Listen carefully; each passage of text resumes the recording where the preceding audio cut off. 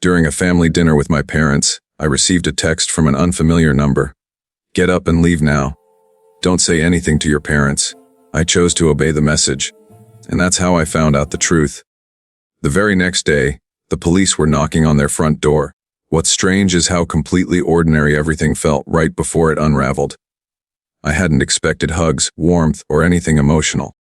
But I definitely wasn't prepared for what actually unfolded, something that in retrospect feels like the most dangerous kind of trap. When life appears normal, you let your guard down. That's when it catches you off guard. I walked inside and my mom immediately called out from the kitchen, "We're just about to eat. Come on in. Come in."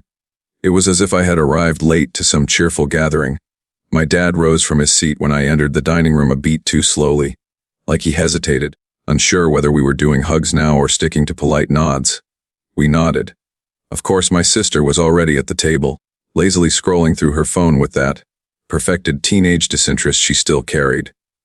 She glanced up just long enough to acknowledge me, then returned to her screen, offering the bare minimum attention required. That didn't bother me. I wasn't there to win anyone over. The table was neatly arranged. My seat had been pulled out for me. A glass waited at my place filled with cranberry juice, just like always. Not spiked with any holiday flair, not cute or curated, just plain juice, the kind I used to enjoy. My mom gave me a smile that felt like part of a charade, as if we were pretending at closeness. "You still like cranberry, right?" she asked. I nodded. I hadn't touched the stuff in months, but now wasn't the time to open that discussion. We sat down. They served the meal. It was basic fare. Chicken, potatoes, and some kind of green beans. My dad still pretended to enjoy, though we all knew better. The conversation remained breezy. "How's work? Still in the same apartment? Traffic's been awful lately, huh?" I responded. I smiled. I even chuckled when my sister brought up a co-worker who got stuck in the revolving doors at her building. Not because it was funny, but because I knew how to play my part. The quiet one, the reliable one, the one who didn't stir the pot. Midway through my dad's familiar rant about road construction, my phone buzzed in my lap. Without much thought, I checked it beneath the table.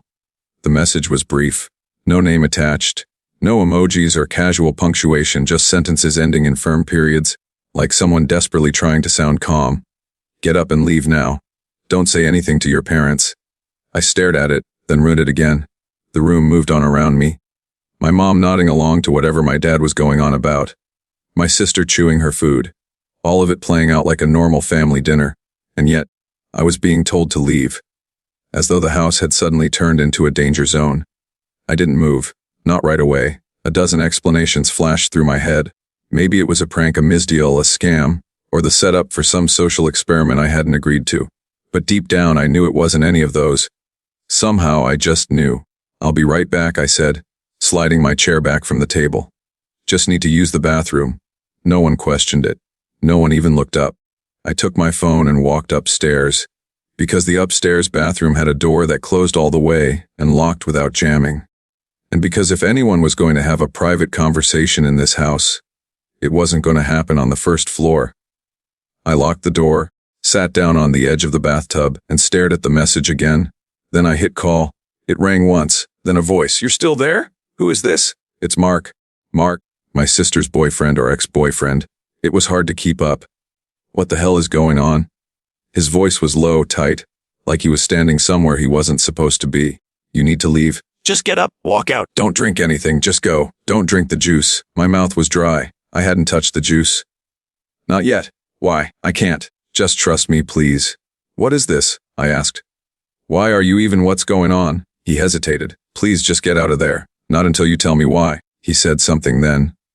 I didn't respond. I sat there for a while after the call ended. Long enough to feel the cold from the bathroom tiles through my clothes. Long enough to know I had a choice and I'd already made it. Quick note, this story is copyrighted by the YouTube channel Revenge with Claire. Reposting, revoicing, or tweaking it without permission is still copyright infringement. Thank you for respecting original creative work. Now, back to the story. Being the older sister didn't come with a ceremony, just responsibility. Quiet, assumed, and endless. We were 3 years apart. When we were kids, our parents gave us $5 a week. I saved mine. She didn't. A few days in, she'd spent it all on gum or glitter pens or whatever elementary school's economy was built on. And then she'd look at me. That's when the grown-up stepped in. She doesn't have any left. You still do. Don't be selfish. That's how it started. Not a rule, just a pattern. If I saved, I was expected to share. If she overspent, I was expected to fix it. In high school, I got a part-time job, just a couple weekends at a pharmacy, enough to buy my own jeans without an argument. My sister didn't work. She was younger, and no one expected her to. But if she wanted anything extra, guess who got nudged? She really wants to see that movie. She doesn't have her own money yet, you do. They still covered the essentials, but anything beyond that became my problem. When I left for college, things calmed down. I was busy, broke, and 2 states away. My sister was still in high school, and for a while it felt like I'd bought myself some space. Then I graduated, got a junior developer job, entry-level pay, basic benefits, barely enough to cover rent and loan payments. But to my parents, it was a windfall. The requests started slow. Could you help with her enrollment deposit? Books are so expensive these days. She's just really stressed.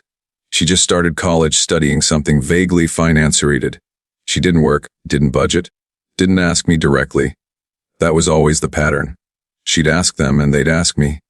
And at first I said yes because I thought now that I was earning, helping would feel lighter. It didn't. The more I made, the more they wanted, and not once did it feel like mine. Then there was the alcohol. In my early 20s, I learned badly that my body doesn't handle it. Half a drink and I'm out. Once I blacked out from 2 sips of wine. Since then, nothing. Not even champagne at weddings. My family always knew. But truly accepting it was another matter. Come on, just a little. Don't be such a stick in the mud. It's not like you're allergic. I'd decline. They'd roll their eyes like I was being unreasonable. But it was never really about the drink. It was about how easily they dismissed me when it didn't suit them. A couple of years into my career, I landed a mid-level promotion. It wasn't groundbreaking, but it was a genuine step forward. I called my parents to share the news. My mom replied, "That's great. So, how much are you earning now?" Then came, "Do you think you could support your sister's semester abroad? She's so thrilled about it. No congratulations, just the same routine. Ask, expect, move on." So, I stopped saying yes. There was no big speech about drawing boundaries. I just quietly stopped. No more just this once. No more treating my bank account like a communal pot. Maybe I'd still grab her a coffee now and then, but the role of sponsor retired.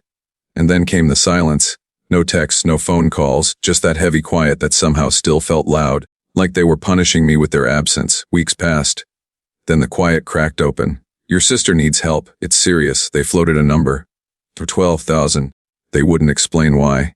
Only that she needed it, that I could afford it, that I was her sister. I refused. They kept pushing. So, I called her directly, and that's when the truth came out. She'd been gambling. She'd lost. Now she owed money. Money she couldn't pay. She was in finance. Now if this got out, for it wouldn't just cost her a job. It would end her career. "No one hires someone with a gambling record in this field," she said. "If people find out, I'm finished." I asked, "Has this happened before?" She didn't respond, but I didn't need her to.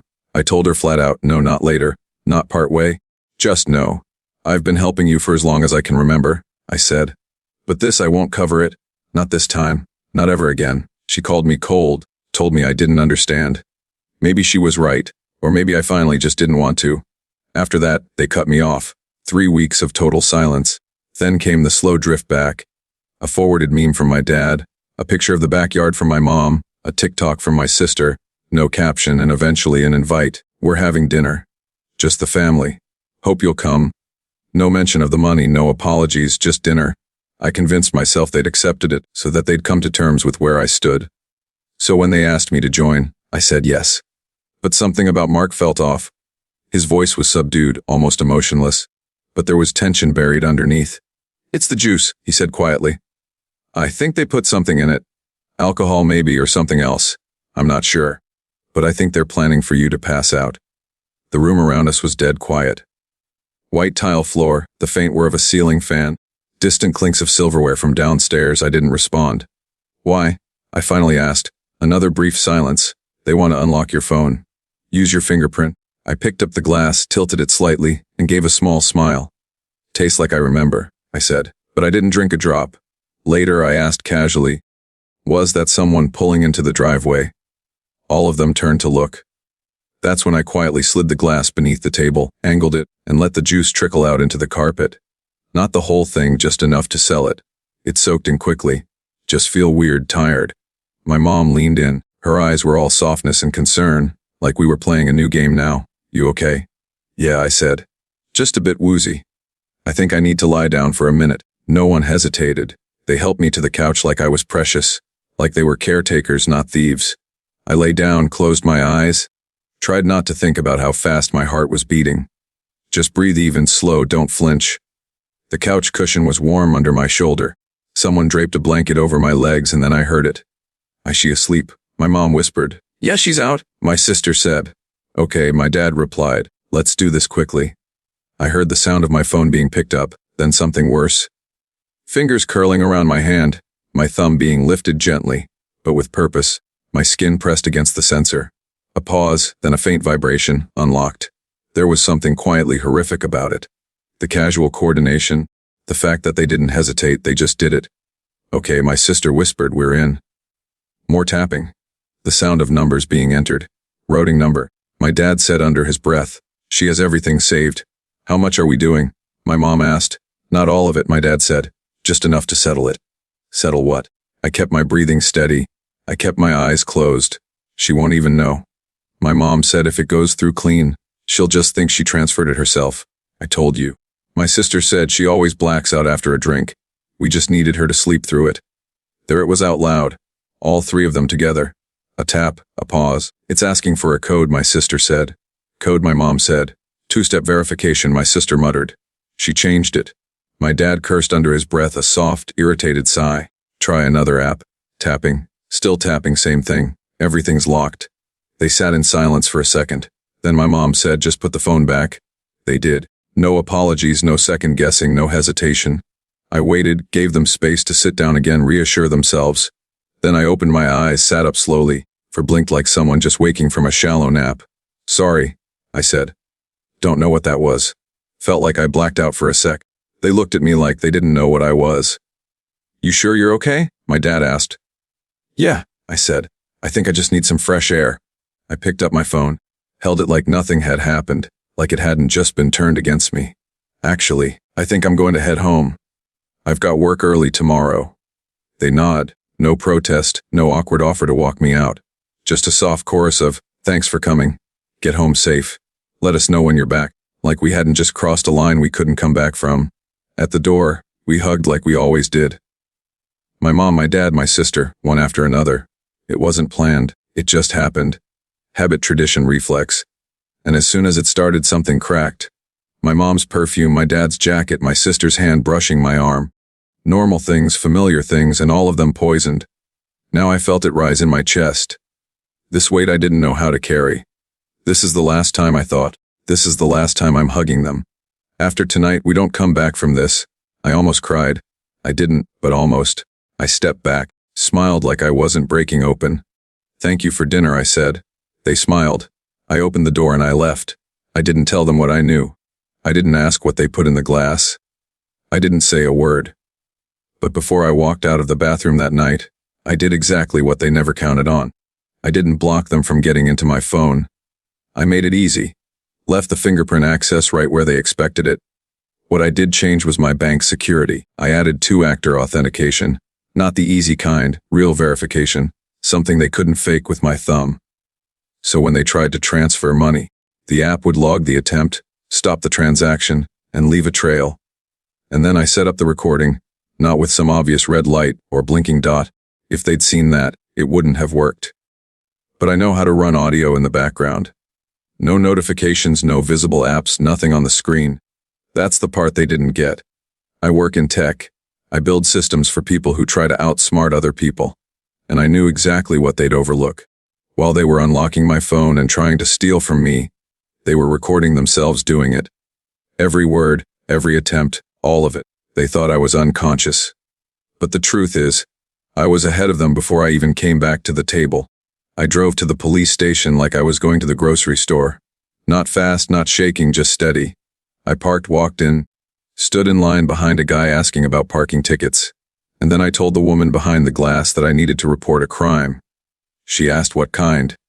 They drugged me. I said, and tried to steal from me. I have the recording, she blinked. Do you know who did it? Yes, I said. My parents and my sister. That's when she stopped blinking. They gave me a chair in a quiet room with an officer who didn't ask why I hadn't gone to the hospital or why I wasn't crying. He just listened. I played the audio clip. He sat through the entire thing before asking, "Do you realize what they were trying to do?" "Yeah," I replied. "They were after my money." I forwarded him the file, pointed out the timestamps, and walked him through the activity logs on my banking app. He nodded frequently, jotted down some notes, and typed carefully into a computer system that looked at least a decade out of date. "This is serious," he said. I gave a small shrug. Yeah, it was. He asked if I was all right, if I had a place to stay, and whether I needed any kind of support. I told him I'd already left. It was my first time ever filing a police report, but I didn't feel afraid. Not anymore. 2 days later, my phone buzzed non-stop. 3 messages and a voicemail all before noon. The first was from my mom. "Did you actually report your own family? Then, what is wrong with you?" I didn't respond. My sister left a voicemail. Her voice sounded tight, almost shaky. "It was just a mistake. You made it worse than it had to be." Next came a call from my dad. I let it go to voicemail as well. "You think the cops will fix this?" he said. "You're going to destroy everything. You don't do this to your own people." I texted back one time. "You drugged me. You tried to rob me. That's a felony." Then I blocked them. All of them. And mom, dad, my sister, group chats, every contact, even emergency bypasses. I changed my phone number, rewrote my will, froze my credit just in case. I thought cutting ties would sting more, but it didn't. It felt like I could finally breathe. They didn't contest the charges. Not after the audio. Not after the bank attempt synced perfectly with the timestamps. Not after the detective said, "We can handle this. The easy way." Attempted fraud, biometric misuse, conspiracy, administering a substance without consent. All 3 of them together. The recording said everything I didn't have to. They got probation, 1 year fines, community service, no contact order, no prison time. But the stain remained. I never reached out, never asked how things ended. But word finds you eventually. A cousin on my dad's side mentioned they'd sold the house. Debt, legal fees, trying to salvage whatever was left.